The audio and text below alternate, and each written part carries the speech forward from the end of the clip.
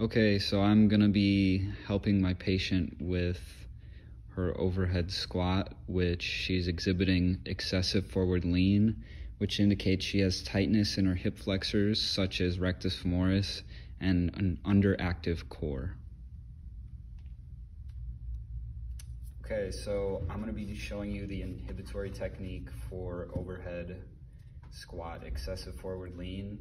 And the cause of a tight rectus femoris is from too much sitting because of its insertion on the anterior superior iliac spine and the knee. It's constantly shortened, so just constant sitting can lead to shortening of rectus femoris.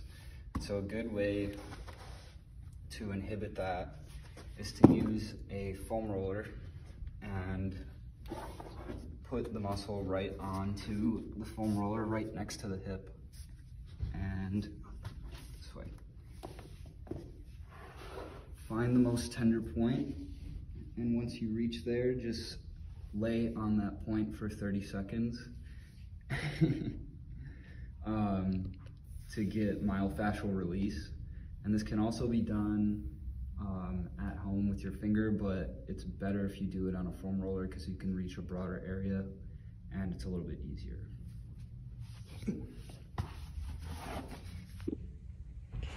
Okay, so now I'm going to be doing a lengthening technique, and I'm going to do a neuromuscular lengthening technique for the hip flexors. And this should be done in 3 sets for 20 to 30 seconds each, depending on the person. And so my patient's going to lie preferably on a real mat table, and they're going to place their foot right up here in my shoulder girdle. And then I'm going to use my leg to block their leg. And then I'm gonna press down right here, just above the knee, and that's gonna create a nice stretch on the rectus femoris. So for my activation technique, I'm gonna be targeting my patient's core stabilizers, because obviously they play a role in trunk stabilization, which will prevent them from flexing too much at the bottom of their squat. Specifically, I'm targeting rectus femoris and rectus abdominis and transverse abdominis, which are both main stabilizers of the trunk. And so to do that, we're gonna isolate them with a plank. And this is gonna be done by obviously getting in a plank position and really like cinching your belly button to your spine. And that will help activate those muscles and really stabilize your core during the exercise. And so depending on the person's activity level and what they're capable of, we'll change up the exercise a little bit. So a normal plank just looks like this, with arms that are shoulder width apart and feet kind of a little bit separated. And for someone who needs an easier version, they can do it on their knees and cinch their belly button to their spine. And then to make it more difficult for someone who may be more advanced, we can do it like this and then go like that. And we'll do probably 3 sets for 1 minute each. Depending on the person's activity level, we can do 30 seconds each. Okay, for my integrated dynamic exercise for my patient that's exhibiting excessive forward lean during the overhead squat, I've chosen a burpee, which can contribute to both upper body and lower body stability and strength. And in addition to that, it will challenge the core as well.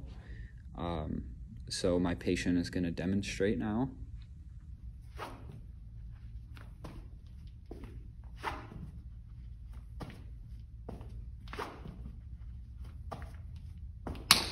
So she's only performing 3, but we're typically going to perform 10 to 15 in 3 different sets.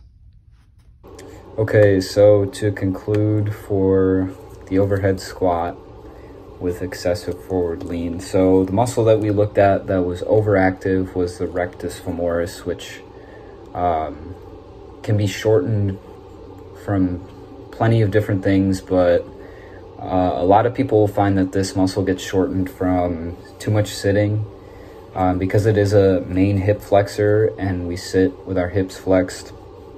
It can cause the muscle to be short and tight, and so we were able to target that with our inhibitory technique, and that's done by finding a tender spot on the rectus femoris and laying down on a foam roller and letting it sit on that spot for 30 seconds, and then giving a little rest, and then 30 seconds again. Usually 3 sets per muscle, so 3 sets on each side. And then for the lengthening technique, I showed you a neuromuscular stretch that you can do. Obviously you need someone to do that for you, but that is my personal favorite. I think that one gets the deepest into the stretch, and it allows you to have someone help you along the way and kind of feel where that tightness is, and if you have more extensibility available to push it beyond that. And that's usually done about 3 times for 20 to 30 seconds on each leg, with a small break in between, usually 30 seconds to a minute. And then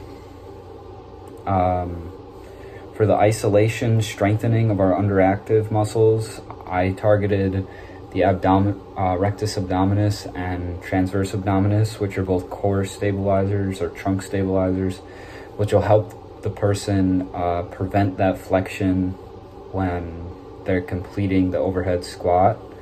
And so we can strengthen that or isolate that with a plank. And if someone can't do a normal plank for 3 sets to a minute each set, then we can go down to our knees and plank from our knees and our elbows, and do the same thing for 30 seconds to 60 seconds and 3 sets each. And then if we want to progress it upwards, we can do the plank on our palms and touch our shoulders intermittently for about the same time, 30 seconds to a minute for 3 sets. And that'll help us isolate and strengthen our core, which will prevent that excessive flexion. And then for the integrated dynamic movement, I showed you a burpee, which can help strengthen the upper body as well as the lower body, in addition to the core. And so it's a really good dynamic movement that can help strengthen both the legs and the core. And so we'll be able to strengthen the areas that might need strengthening, such as anterior tibialis and rectus abdominis. And it's just really beneficial overall because it incorporates most muscle groups. I think that's all I got, so thank you.